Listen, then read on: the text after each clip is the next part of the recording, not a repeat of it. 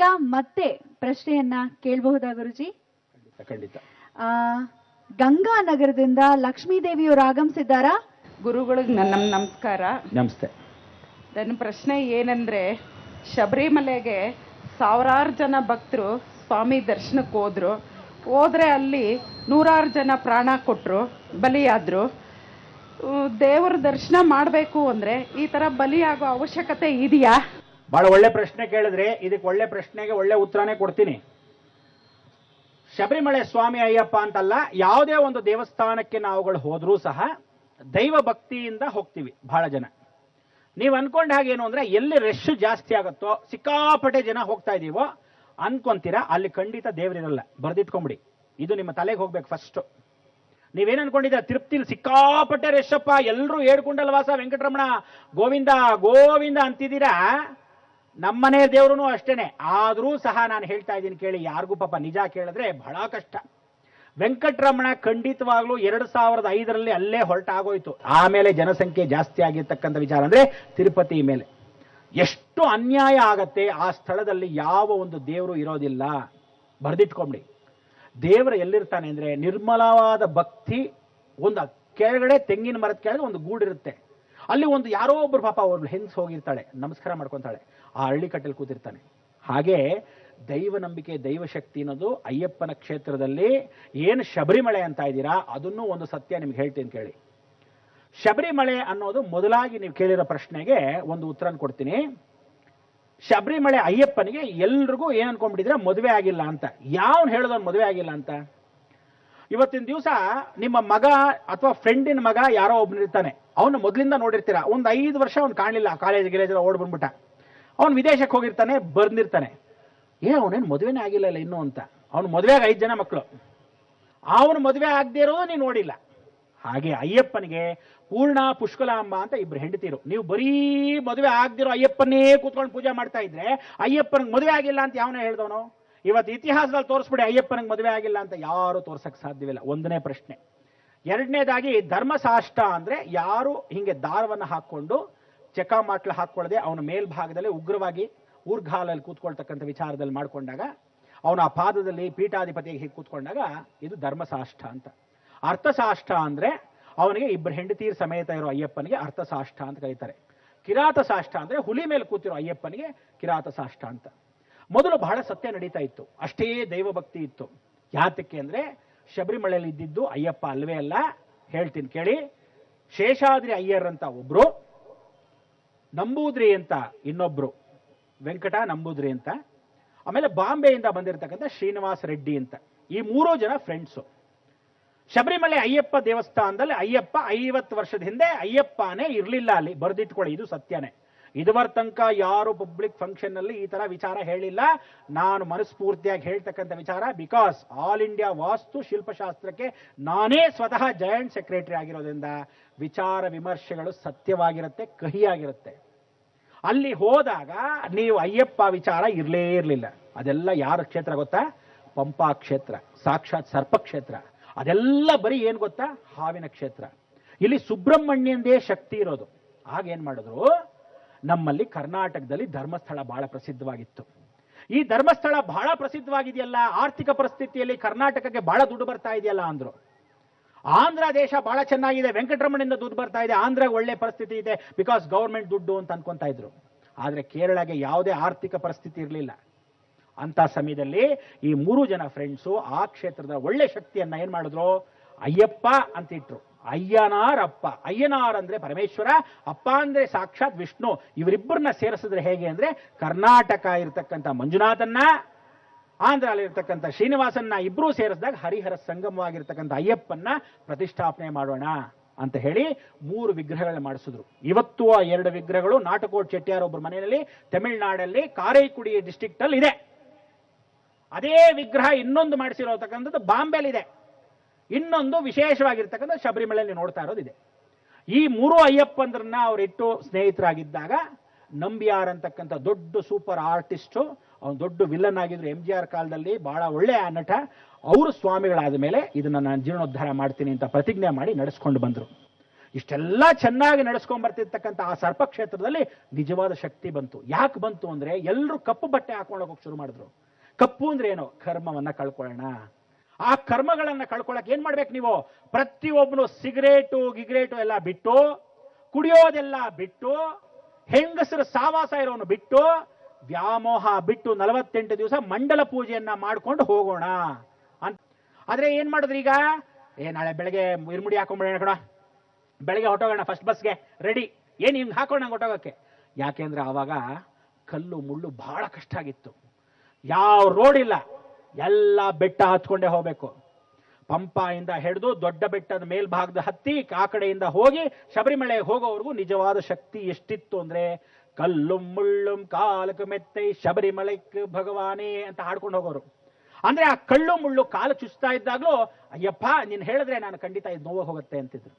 ಅಂಥ ಸ್ಮರಣೆ ಮಾಡ್ಕೊಂಡಾಗ ಇವ್ರುಗಳೆಲ್ಲ ಇವತ್ತಿನ ದಿವಸ ಅಭ್ಯಾಸ ಆಗ್ಲಿ, ತಣ್ಣೀರ್ ಸ್ನಾನ ಮಾಡಿದಾಗ ಆ ಕಾಲು ಚುಚ್ತಾ ಇರೋದು ಅಭ್ಯಾಸ ಆಗ್ಲಿ, ಒರಟೊರಟಾಗ್ಲಿ ಕಾಲು ಅಂತ ಪ್ರಾಕ್ಟಿಕಲ್ ಆಗಿ 48 ದಿವಸ ವ್ರತ ಇಟ್ರು. ಆದ್ರೆ ಯಾರು ಕೇಳೋನು? ಅವ್ನು ಕುಡಿತಾ ಇದ್ನಾ, ತಗೋ ಒಂದು ಮಾಲೆಯನ್ನು ಹಾಕ್ಬಿಟ್ಟು ಆ ಶಬರಿಮಲೆ ಮಾಲೆ ಹಾಕಿದ ತಕ್ಷಣ ಅವನೇನ್ ಮಾಡ್ಬಿಡೋನು? ಸೈಲೆಂಟ್ ಆಗ್ಬಿಡೋನು, ಮಾಲೆ ಹಾಕಿದ್ದಾರೆ ಅಂತ. ಆದ್ರೆ ಇವತ್ತೇನ್ ಮಾಡ್ತಾ ಇದ್ದಾರೆ ಅಂದ್ರೆ, ಪ್ರತಿಯೊಬ್ಬನು ದರಿದ್ರದವನು ಹೋಗ್ಬಿಟ್ಟು ಶಬರಿಮಲೆಗೆ ಹೋಗಿ ನಮಸ್ಕಾರ ಮಾಡೋದಲ್ದೆ, ಕುಡಿತಾ ಇದ್ದವನು ಇಳಿದು ಆ ಮಾಲೆಯನ್ನು ತೆಗೆದು ಬಿಸಾಕಿದ ತಕ್ಷಣ ಹೊರಗಡೆ ಬಂದು ತಿಂತಾನೆ ನಾನ್ ವೆಜ್ಜು. ದರಿದ್ರದವನು ಅಷ್ಟೊಂದು ಜನ ಕುಡಿತಾರೆ ಅದೇ ಕ್ಷೇತ್ರದಲ್ಲಿ ಹಿಂದ್ಗಡೆ. ಎಂಥ ಅನ್ಯಾಯ ಆಗ್ತಾ ಇದೆ. ಇಂಥ ದರಿದ್ರ ಜಾಗದಲ್ಲಿ ದೇವರಿರ್ತಾನೆ ಅಂತೀರಾ? ಖಂಡಿತ ಇರಲ್ಲ. ಅದಕ್ಕೆ ದಂಡಂ ದಶಗುಣಂ ಭವೇತ್. ಯಾವ ಕಾಲಕ್ಕೂ ಅಂದೂ ಇಲ್ಲ ಇಂದೂ ಇಲ್ಲ. ಆ ಮೇಲ್ಗಡೆ ಇರ್ತಕ್ಕಂಥ ಅಗ್ನಿ ಏನು ಪ್ರಜ್ವಲಿಸ್ತಾ ಇತ್ತು ಆವಾಗ ನಿಜವಾಗ ಜ್ಯೋತಿಯನ್ನ ಕಾಣಿಸ್ತಾ ಇತ್ತು. ಯಾರು ಯಾವ ಕಾಲಕ್ಕೂ ಮುಹೂರ್ತ ಮೀರಿ ದೇವರುಗಳು ಬರೋ ಹಾಗಿದ್ರೆ ಖಂಡಿತವಾಗ್ಲೂ ನೀನು 6:30 ಮೇಲೆ ಬಾ, ಕತ್ಲಾದ್ಮೇಲೆ ಬಾ ಅಂತ ಬರಲ್ಲ. ಈ ಮುಹೂರ್ತ ಅಂದ್ರೆ ಆ ಮುಹೂರ್ತದಲ್ಲೇ ಬರ್ತಾನೆ. ಅದಕ್ಕೆ ಮುಹೂರ್ತ ಅಂತ ಇಟ್ರು ಸಂಸ್ಕಾರದಲ್ಲಿ. ಆವತ್ತಿನ ದಿವಸ ಇಟ್ಟ ಆ ಮುಹೂರ್ತದಲ್ಲಿ ಇವರೆಲ್ಲ ಏನ್ ಮಾಡಿದ್ರು? ಹಿಂದ್ಗಡೆ ಹೋಗಿ ಇದನ್ನೇ ಅಭಿವೃದ್ಧಿ ಪಡಿಸ್ಕೊಳ್ಳೋಣ ಅಂತ ಗ್ಯಾಸ್ ಲೈಟ್ ಅಲ್ಲಿ ಇಟ್ಕೊಂಡು ಹಿಂದ್ಗಡೆಯಿಂದ ಬೆಂಕಿ ತೋರಿಸ್ಬಿಟ್ಟು ಆ ಬೆಟ್ಟದ ಮೇಲೆ ಇವತ್ತಿನ ದಿವಸ ಶಬರಿಮಲೆ ಸ್ವಾಮಿಯೇ ಶರಣಮಯ್ಯಪ್ಪ ಅಂತಾರೆ. ಇಂಥದ್ದೆಲ್ಲ ಮಾಡಿದ್ರೆ ದೇವ್ರು ಇರ್ತಾನ? ಖಂಡಿತ ಬರೋದಿಲ್ಲ. ದೇವರಲ್ಲಿ ಎಲ್ಲಿ ನಿರ್ಮಲ ಮನಸ್ಸಿರುತ್ತೋ ಆ ಭಗವಂತ ಚಿಕ್ಕ ಗುಡಿ ಇರಲಿ, ಅವನಲ್ಲಿರ್ತಾನೆ. ಅದಕ್ಕೆ ನೀವೇನು ಅನ್ಕೊಂಡಿದ್ದೀರಾ, ಆ ಶಬರಿಮಲೆ ಇರ್ತಕ್ಕಂಥ ಕ್ಷೇತ್ರ ಮಹಿಮೆ ಎಂದೋ ಹೊಟ್ಟೋಯ್ತು. ಅದಕ್ಕೆ ಪಂಪಾಲಿರ್ತಕ್ಕಂಥ ಅಷ್ಟು ಪಾಪಕರ್ಮಗಳು ಏನು ಮಾಡಿದ್ದಾರೆ ಇವತ್ತು? ಬರೀ ದುಡ್ಡು ವ್ಯಾಮೋಹ. ಎಲ್ಲಿ ದುಡ್ಡಿರ್ತಾಳೋ ದೇವರಿರಲ್ಲ. ಎಲ್ಲಿ ಸಾನ್ನಿಧ್ಯ ಇರುತ್ತೋ ಅವನಲ್ಲಿದ್ದಾಗ ಯಾವ ಜನನೂ ಹತ್ರ ಸೇರ್ಸಲ್ಲ. ಯಾವಾಗ ಜನ ಸೇರ್ಸಕ್ ಶುರು ಮಾಡ್ತಾನೋ ಒಂದು ಮುಹೂರ್ತಕ್ಕೆ ಬರ್ತಾನೆ, ಹೊಟ್ಟೋಗ್ತಾ ಇರ್ತಾನೆ. ಅದಕ್ಕೆ ನಿಮಗೆಲ್ಲರಿಗೂ ನಾನು ಹೇಳಿದಾಗ ಅಹೋಬಿಲಕ್ಕೆ ಹೋಗಿ ಬನ್ನಿ ಅಂದಾಗ ಆ ಮುಹೂರ್ತ ತಿರುಗಿ ಸಿಗಲ್ಲ ಅಂತ. ಇವತ್ತೇನಾದ್ರೂ ಹೋಗಕ್ಕಾಗತ್ತ? 77,000 ಜನ ನಾನು ಹೇಳಿದ ತಕ್ಷಣ ಅಷ್ಟು ಜನ ಹೋದಾಗ ಆ ಶಕ್ತಿ ನಾನು ಕಳಿಸಿದ್ದಕ್ಕಲ್ಲ, ಆ ನರಸಿಂಹಸ್ವಾಮಿಯ ಋಣದಲ್ಲಿ ನಿಮಗೂ ಹಣೆ ಬರೆದಿತ್ತು. ಅವನು ಕರೆಸ್ಕೊಂಡ ಅವತ್ತು ದಿವಸ ಅಷ್ಟೂ ಜನಕ್ಕೆ ದರ್ಶನ ಮಾರ್ಗದಲ್ಲಿ ಶಕ್ತಿಯನ್ನು ಕೊಟ್ಟು ನಿಮ್ಮ ಕರ್ಮಗಳು ಕಳ್ಕೊಳ್ಳಕ್ಕೆ ಬೆಟ್ಟವನ್ನು ಹತ್ತಿಸ್ದ. ಇದು ಸತ್ಯವಾಗಿರ್ತಕ್ಕಂಥ ಅಹೋಬಿಲ ವಿಚಾರ. ಆ ರೀತಿ ನೀವೆಲ್ಲ ಏನ್ ಅನ್ಕೊಂಡಿದ್ದೀರಾ, ನಾನು ಅದೂ ಒಂದು ವಿಚಾರ ಹೇಳ್ಬಿಡ್ತೀನಿ ಕೇಳಿ. ಧರ್ಮಸ್ಥಳದಲ್ಲಿ ಮೊದಲಾಗಿ ಏನು ಬೇಡ, ಯೋಚನೆ ಮಾಡಿ. ಎಷ್ಟು ಶಕ್ತಿ ಇತ್ತು ಅಂದ್ರೆ ಧರ್ಮಸ್ಥಳದಲ್ಲಿ ಅಣ್ಣಪ್ಪ ಭೂತ ಮೇಲೆ ಬೆಟ್ಟದ ಮೇಲೆ ಕೂತ್ಕೊಂಡಿದ್ರೆ ಧರ್ಮ ದೇವತೆ ನೆಲೆಸಿದ್ರು. ಏನಕ್ಕೆ ನೆಲೆಸಿತ್ತು ಅಣ್ಣಪ್ಪ ಭೂತದಲ್ಲಿ? ಅವನು ಹೇಳ್ತಾ ಇದ್ದ, ಎಷ್ಟು ಧರ್ಮ ಇರುತ್ತೋ, ಎಲ್ಲಿ ಧರ್ಮ ಇರುತ್ತೋ, ಯಾವತ್ತು ಅನ್ನದಾನ ನಡೀತಿರುತ್ತೋ ನಾನು ಅಲ್ಲಿ ಬಂದು ನಿಲ್ಲಿಸ್ತೀನಿ ಅಂತೇಳಿ ಪರಮೇಶ್ವರ ಅಣ್ಣಪ್ಪ ಭೂತನಿಗೆ ಹೇಳ್ದ. ಆಗ ಭೂತಗಣಗಳೆಲ್ಲ ಸೇರಿ ಅಣ್ಣಪ್ಪ ಭೂತನ ಸಮೇತವಾಗಿ ಇದೇ ಕದ್ರಿ ಮಂಜುನಾಥ ಏನ್ ಮಂಗಳೂರಲ್ಲಿ ನೋಡ್ತಾ ಇದೀವಿ, ಆ ಕದ್ರಿ ಮಂಜುನಾಥನ ವಿಗ್ರಹದಲ್ಲಿ ಆ ಭೂತಗಣಗಳ ಜೊತೆ ಜಗಳ ಮಾಡಿ ಅಲ್ಲಿರ್ತಕ್ಕಂಥ ತಲೆಯನ್ನ ಕಿತ್ಕೊಂಡು ಬಂದ ಅಣ್ಣಪ್ಪ ಭೂತ ತಂದು ಧರ್ಮಸ್ಥಳದ ಪ್ರತಿಷ್ಠಾಪನೆ ಮಾಡಿದ. ಆವಾಗ ಎಷ್ಟು ಶಕ್ತಿ ಅಂದ್ರೆ ಬಸ್ಸಲ್ಲಿ ಹತ್ತೋರು ನಿಮ್ಮ ಹಳೆ ಕಾಲದವ್ರ ಹತ್ರ ಕೇಳಿ. ನಾನು ಸ್ವತಃ ಚಿಕ್ಕ ಹುಡುಗ ಇದ್ದಾಗ ವಯಸ್ಸಾದವರು ಹೇಳೋರು ಏನಂತ, ಒಂದು ಕಲ್ಲು ಎತ್ಕೊಂಡ್ರು ಬಸ್ ಮುಂದಕ್ಕೆ ಹೋಗ್ತಾ ಇರಲಿಲ್ಲ. ಯಾಕೆ ಅಂದ್ರೆ ಅಷ್ಟು ಧರ್ಮ ಇತ್ತು. ರಾತ್ರಿ ಯಾವ ಬಾಗಿಲು ಹಾಕದೇ ಇದ್ರು ಎಷ್ಟು ಚೆನ್ನಾಗಿ ರಾತ್ರಿ ಮಲ್ಕೊಂತ ಇದ್ರು ಅಂದ್ರೆ ನಿಶ್ಶಬ್ದವಾಗಿರ್ತಿರ್ತಕ್ಕಂಥ ವಾತಾವರಣದಲ್ಲೂ ಕಳ್ತನ ಆಗ್ತಿರ್ಲಿಲ್ಲ. ಧರ್ಮ ಇತ್ತು, ಅನ್ನದಾನ ಶ್ರೇಷ್ಠವಾಗಿತ್ತು. ಅದಕ್ಕೆ ಇವತ್ತಿನ ದಿವಸ ಎಲ್ಲಿ ಭಗವಂತ ಇದ್ದಾನೆ ಹುಡುಕ್ಬೇಡಿ, ನೀವುಗಳು ನಿಮ್ಮಲ್ಲೇ ಇರ್ತಾನೆ. ನೀವು ಅದನ್ನು ಪ್ರಾರ್ಥನೆ ಮಾಡ್ಕೊಳ್ಳಿ, ಎಲ್ಲಿದ್ರೂ ಬರ್ತಾನೆ.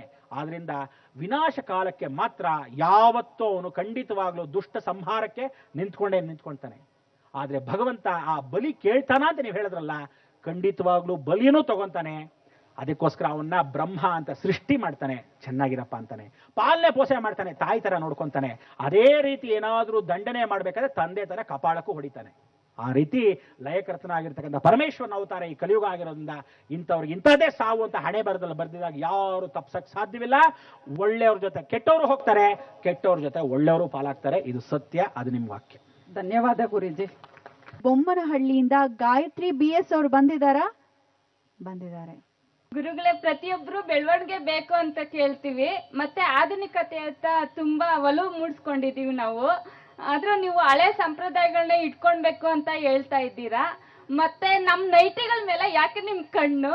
ಅದು ಯಾವ ಸಂಪ್ರದಾಯದಲ್ಲಿ ಬರ್ದಿದ್ದಾರೆ?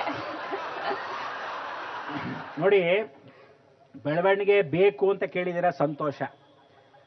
ದೇಹ ಬೆಳವಣಿಗೆನ, ಬುದ್ಧಿ ಬೆಳವಣಿಗೆ, ಜೀವಂತ ಬೆಳವಣಿಗೆನ ಎಲ್ಲಾನು ಬೇಕು ಅಲ್ವಾ? ಹೌದು ಗುರುಗಳು. ಎಲ್ರು ನೀವು ಕೇಳಿದ ಹಾಗೆ ನೈಟಿಗಳ ಮೇಲೆ ಕಣ್ಣು ಅಂತ ಹೇಳಿದ್ರಿ. ನಾನು ನೈಟಿಗಳ ಮೇಲೆ ಕಣ್ಣು ಯಾಕೆ ಹಾಕ್ತೀನಿ ಅಂದ್ರೆ, ಅವ್ರಗಳ ಮೇಲೆ ವಿಚಾರ ಅಂತಲ್ಲ. ಎಷ್ಟು ಜನ ತಪ್ಪು ಮಾಡ್ತೀರಾ ಅಂದ್ರೆ, ಆ ನೈಟಿನ ಅಕಸ್ಮಾತ್ ಪ್ರತಿದಿನ ಒಗ್ದಿದ್ರೆ ತಲೆ ಕೆಡಿಸ್ಕೊಂತಿರ್ಲಿಲ್ಲ.